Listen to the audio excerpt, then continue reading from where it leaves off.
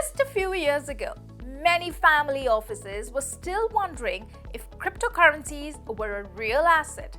But according to Camden Research's recent Global Family Office report, more than half of family offices in the Asia-Pacific region now see cryptocurrencies as a promising investment. But do they really believe digital assets like cryptocurrencies and NFTs are here to stay? Who better to ask than Henry Chong, CEO of Fusang?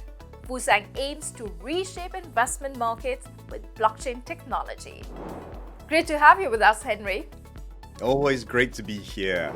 Henry, so why are family offices in Asia so keen on crypto and digital assets? I think the answer is because, at least here in Asia, a lot of families are much younger than in the West, in the sense of the people running the family offices are still in the first or second generation, and they very clearly remember what it's like to themselves be disruptors, to enter an industry, come up with a radically new solution to an old problem, and win the industry by doing so. Almost by definition, that's how they got to where they are today. They couldn't have done that if they weren't willing to be innovators and disruptors.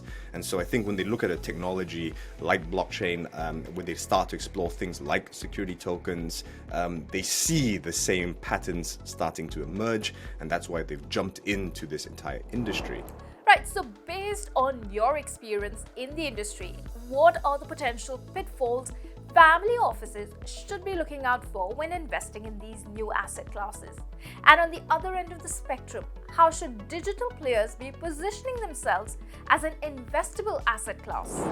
I would counsel family offices to think about, when they look at the digital asset space, to think from their own experience, to say, well, again, a lot of them own and operate businesses. What are the challenges that you actually see in your businesses, and how might you use emerging technologies and business models to try and solve that? It's very tempting, of course, to enter a market and just purely speculate, and plenty of people obviously do in the cryptocurrency markets.